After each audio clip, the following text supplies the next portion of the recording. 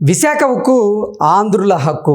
అటువంటి విశాఖ స్టీల్ ప్లాంట్ని ప్రైవేటీకరణ చేసి తీరుతామంటూ గతంలో కేంద్ర ప్రభుత్వం స్పష్టంగా తెలియజేసినప్పటికీ అదే కేంద్ర ప్రభుత్వంతో ఈ వైజాగ్ స్టీల్ ప్లాంట్కి 11,500 కోట్ల రూపాయల ప్యాకేజీని తీసుకురాగలిగారు ఆంధ్రప్రదేశ్ ముఖ్యమంత్రి చంద్రబాబు గారు. కేవలం చంద్రబాబు గారి వల్లే విశాఖ స్టీల్ ప్లాంట్ ప్రైవేటీకరణ జరగాల్సింది ఆగిపోయింది అంటూ కూడా ఆ స్టీల్ ప్లాంట్ ఉద్యోగులు వారి సంతోషాన్ని వ్యక్తం చేస్తున్న నేపథ్యంలో ఈ అంశం మీద మనం విశ్లేషణ చేసుకుందాం. ప్రస్తుతం మనతో పాటున్నారు ప్రముఖ రాజకీయ విశ్లేషకులు కేవీవి ప్రసాద్ గారు. సార్తో మాట్లాడు. సార్ నమస్తే. సార్ నమస్తే అండి. సార్, విశాఖ ఉక్కు ఆంధ్రుల హక్కు అంటారు.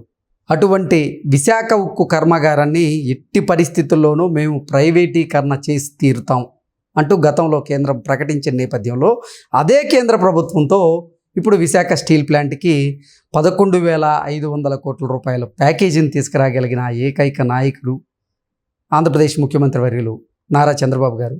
ఇప్పుడు కేంద్ర ప్రభుత్వం నిర్ణయంతో ఈ స్టీల్ ప్లాంట్ ఉద్యోగులైతే సంబరాలు చేసుకుంటూ చంద్రబాబు గారి వల్లే విశాఖ ఉక్కు కర్మాగారం ఏదైతే ఉందో అది ప్రైవేటీకరణ కాకుండా ఆగుతుంది అంటూ వారు ఆశాభావం వ్యక్తం చేస్తున్నారు. దీని మీద మీ విశ్లేషణ ఏంటి సార్? సో డెఫినెట్గానే మీరు చెప్పినట్టుగా ఇది ఒక మంచి గుడ్ న్యూస్ అండి. అంటే చంద్రబాబు నాయుడు గారు మీరు చెప్పినట్టుగా ప్రైవేటీకరణ అవ్వకుండా అడ్డుకోవడమే కాకుండా ఆదుకున్నారు. సో డెఫినెట్గా ఇది వచ్చి ఎంప్లాయీస్కి ప్లస్ మన ఆంధ్రప్రదేశ్కి కూడా ఎంతో గర్వకారణం. సో ఎంప్లాయీస్ కూడా బిక్కుమంట కూడా ఈ మధ్యకాలంలో చూస్తున్నాం మనం. ఎన్నో ధర్నాలు, ఎన్నో నిరాహార దీక్షలు, ఎన్నో పోరాటాలు చేస్తున్నారు. చివరికి బాబు గారు అంత చేతల మనిషి కాబట్టి, మాటల మనిషి కాబట్టి ఆయన నేను చూస్తాను, నేను చేస్తాను అన్నారు. ఆ విధంగానే చేసి చూపించారు. సో గత పాలకులు గత 5 ఏళ్ళుగా పాలించిన జగన్మోహన్ రెడ్డి ప్రభుత్వం ఏ విధంగా ఒక దాన్ని ప్రైవేటీకరణ చేసి దానికి సంబంధించిన 7,000 ఎకరాలను కూడా కొట్టేసేసి ఒక ప్రముఖ పారిశ్రామికవేత్తలు, దేశంలో పేరునిగన్న ప్రముఖ పారిశ్రామికవేత్తకి దాన్ని కట్టబెట్టడానికి ఆయన ముమ్మర ప్రయత్నాలు కూడా చేయడం జరిగింది. సో నిజంగానే ఇది ఆహ్వానించదగ్గ విషయం. సో రెండో పక్కన నేనేం చెబుతానంటే ఎంప్లాయీస్ ఒకే పోరాటం ఫలించింది, చంద్రబాబు నాయుడు గారి దౌత్యం ఫలించింది. చంద్రబాబు నాయుడు గారు కేంద్రాన్ని మెప్పించి ఒప్పించి మీరు చెప్పినట్టుగా 11,500 కోట్ల రూపాయలు మళ్ళీ మూలధనం తీసుకొచ్చి దాన్ని మళ్ళీ రీఎస్టాబ్లిష్ చేయడానికి ఆ దిశగా దిశ కూడా నిర్దేశించడం జరిగింది. ఇవన్నీ ఒక ఎత్తు అయితే నేనేం చెబుతానంటే ఇండియాలో ఉన్న ఆల్మోస్ట్ ఆల్ పబ్లిక్ సెక్టార్స్ అన్నింటినీ కూడా, మేజర్ పబ్లిక్ సెక్టార్స్ అన్నింటినీ కూడా ఐరావతాస్ అని పిలుస్తారు. అంటే ఐరావతం మీకు తెలుసు కదా, దాంతో మనం పని చేయించుకోలేం. ఎప్పటికప్పుడు దాన్ని శుభ్రంగా క్లీన్ చేసి దాన్ని ఆనందపడతాం తప్పించి, ఎందుకంటే దానికి మెయింటెనెన్స్ ఎక్కువ, ఖర్చు ఎక్కువ, దాన్ని వచ్చి ఆదాయం తక్కువ. ఆ విధంగా ఈ పబ్లిక్ సెక్టార్లన్నింటినీ ఐరావతాస్ అని పిలుస్తూ ఉంటారు కార్పొరేట్ సెక్టర్లో. సో ఇదే వైజాగ్ స్టీల్ ప్లాంట్కి ఇప్పుడు ఇది ఒక మంచి ఛాన్స్.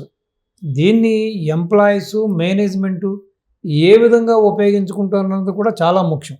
ఎందుకంటే కాస్ట్ కటింగ్ కానీ లేకపోతే అన్నెసరీ ఎక్స్పెండిచర్ కానీ, అలాగే ప్రొక్యూర్మెంట్ కాడి నుంచి ఏదైనా సరే, అంటే స్టీల్ ప్లాంట్కి సంబంధించి ప్రొక్యూర్మెంట్ కాడి నుంచి లోపల జరిగే తతంగాల కాడి నుంచి రకరకాలుగా స్టీల్ ప్లాంట్కి సంబంధించిన ఆ యొక్క స్టీల్ ముడి తయారు చేయడానికి కొనే ఐరన్ ఓర్ కాడి నుంచి, సో ప్రతి విషయంలో కూడా ఆ మేనేజ్మెంటు, ఎంప్లాయీస్ కూడా చాలా జాగ్రత్తగా ఉండాలి. అంటే ఎంతవరకు కాస్ట్ కటింగ్ చేయొచ్చు.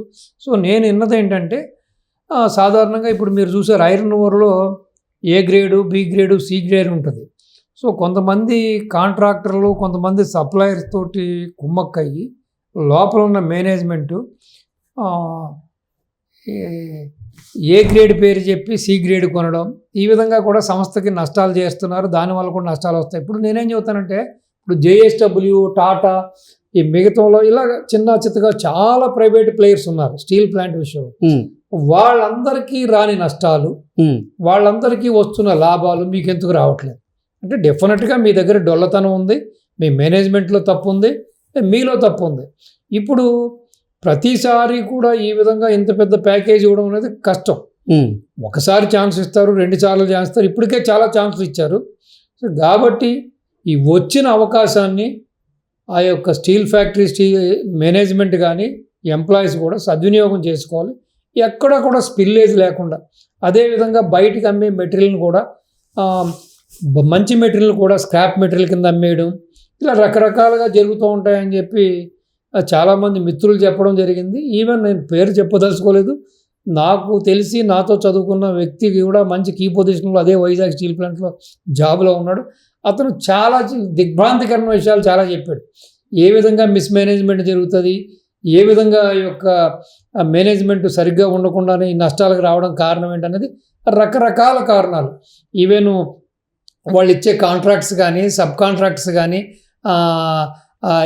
అది ఆ యొక్క ప్రొక్యూర్మెంట్ ఆఫ్ మెటీరియల్ కానీ, ఎక్విప్మెంట్ కానీ, ప్రతి దాంట్లో కూడా హయ్యెస్ట్ కొటేషన్లు తీసుకోవడం, డమ్మీ కొటేషన్లు తీసుకుని వాళ్ళకి ఫేవరబుల్గా ఉన్న వాళ్ళకి వర్క్స్ ఇవ్వడం, ఈ విధంగా ప్రతిదీ కూడా A to Z.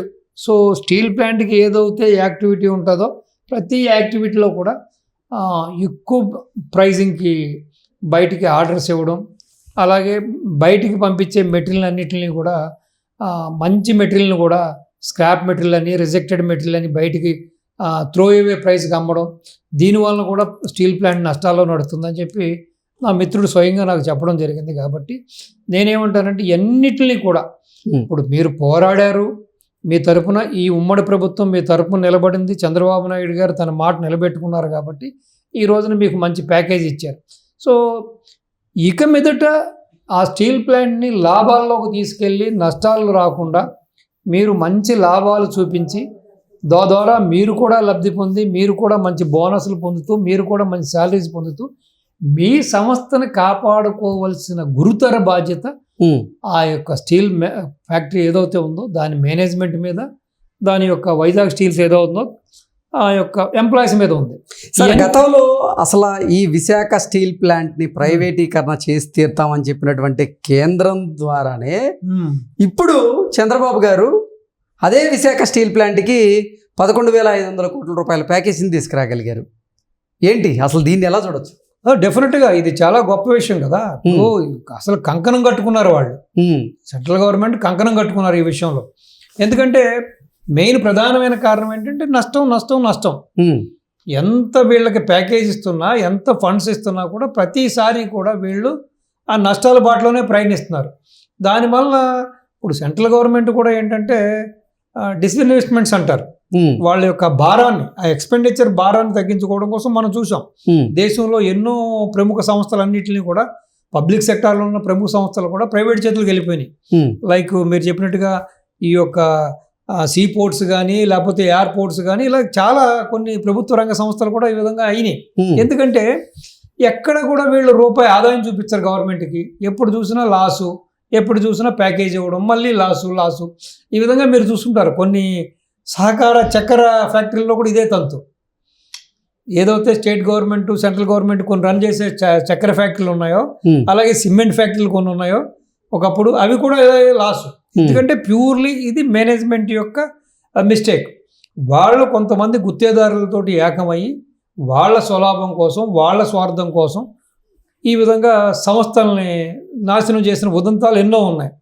సో ఇక్కడ కూడా ఈ ఉద్దేశంతో సెంట్రల్ గవర్నమెంట్ కూడా ససేమిరా లేదు, దీన్ని డిస్ఇన్వెస్ట్ చేయవలసిందే, ఇది ప్రైవేటీకరణ చేయవలసిందే, ఎవడొకడు చేతిలో పెట్టి మేము ఈ భారాన్ని, ఈ వైట్ ఎలిఫెంట్ని వదిలించుకోవాలనే కృతనిశ్చయంతో, దృఢ నిశ్చయంతో ఉన్నారు.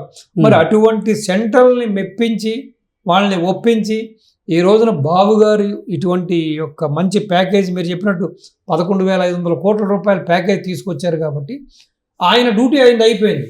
ఇక మీదట సంస్థని సంరక్షించుకొని, సంస్థని బాటల్లో ప్రయాణించి చేస్తా, ఎప్పటికప్పుడు టెక్నాలజీని అప్డేట్ చేసుకుంటూ దానికి ఒక మంచి పురోగతి, మంచి అభివృద్ధి చూపించిన గురుతర బాధ్యత వీళ్ళ మేనేజ్మెంట్ మీద, ఎంప్లాయీస్ మీద ఉంది. ఇంకొకటి నేనేం చెబుతానంటే, మరి ఇప్పుడున్న ఈ ప్యాకేజీ కేవలం మళ్ళీ వీళ్ళు నిలదొక్కోవడానికి ఇచ్చిన ప్యాకేజ్ అని కాకుండా చాలా కాలంగా వైజాగ్ స్టీల్ ప్లాంట్ నుంచి, ఎంప్లాయీస్ నుంచి, మేనేజ్మెంట్ నుంచి ఇంకొక డిమాండ్ కూడా ఉంది. ఇప్పుడు దేశవ్యాప్తంగా ఉన్న చాలా స్టీల్ ప్లాంట్స్కి వాళ్ళకి సొంతంగా మైనింగ్ ఉంది, ఐరన్ ఓర్ మైన్స్ ఉన్నాయి.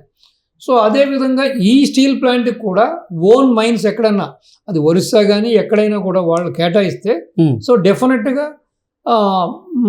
లాభాలు బాటలోకి వెళ్తారు, ఈ నష్టాలు ఉండవు. ఇప్పుడు మన ఓన్ మైనింగ్ అనేటప్పటికీ మనమే మైన్ చేసుకుని మనం తెచ్చుకున్నప్పుడు డెఫినెట్గా మీకు ప్రైస్ బ్యాక్ ఉంటుంది.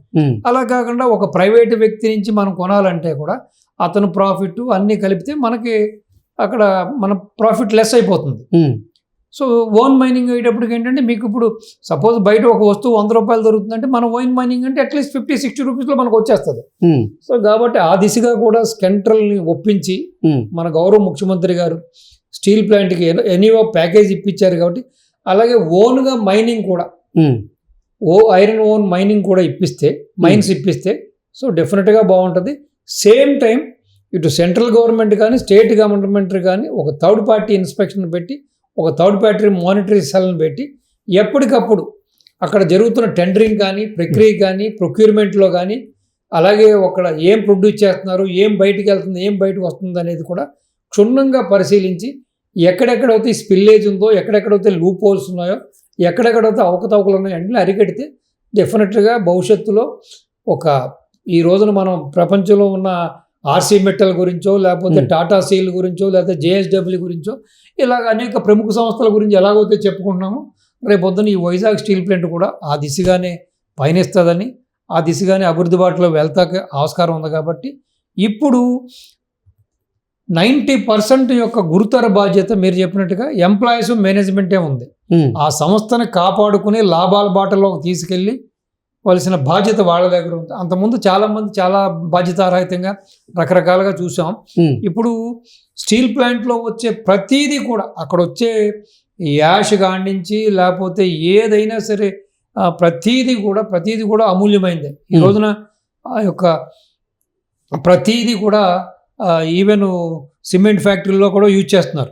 అదేదైతే స్టీల్ ప్లాంట్లో వచ్చిన వేస్ట్ మెటీరియల్ అంతా వస్తుంది కదా, అది ఒక దాన్ని కూడా వాడుతున్నారు. కాబట్టి ప్రతి దాన్ని కూడా మనం ఓపెన్ బిడ్డింగ్ పెట్టి ఓపెన్ టెండర్స్ పెట్టి ఎవరు హైయెస్ట్ పాడుకుంటే వాళ్ళకి ఇచ్చేలాగా, అంతేకాకుండా కుమ్మక్కయ్యి డమ్మీ కొటేషన్లు పెట్టి వాళ్ళకి కావాల్సిన వాడికి ఇచ్చి కుమ్మక్కయ్యి లాలూచి పడి చేయకుండా సో ప్రతీది కూడా ట్రాన్స్పరెంట్గా చేయగలిగిన రోజున డెఫినెట్గా లాభాల బాట పడుతుంది. సో ఈ రోజున ఏదైతే మనకి దేశంలో కొన్ని ప్రముఖ సంస్థలు మన గురించి ఉద్ధరించామో అలాగే రేపొద్దున్న ఇది ఒక వైజాగ్కి ఒక తలమానికంగా అవడానికి కూడా ఛాన్స్ ఉంది. కాబట్టి ఎనీవో ఈ విధంగా కృషి చేసినందుకు కేంద్ర ప్రభుత్వానికి, రాష్ట్ర ప్రభుత్వానికి, అలాగే గౌరవ ముఖ్యమంత్రి గారికి, గౌరవ ప్రధానమంత్రి గారికి, లోకేష్ బాబు గారికి, అలాగే పవన్ కళ్యాణ్ గారికి, అలాగే ఎస్పెషల్లీ కుమారస్వామి గారికి, ఆయనే స్టీల్ ఇండస్ట్రీకి మినిస్టర్ కాబట్టి సో వీరందరికీ కూడా పేరున ధన్యవాదాలు చెబుతూ మన ఆంధ్ర ప్రజల తరఫున all the best Vizag steel plant, all the best management, all the best employees of steel plant. Okay.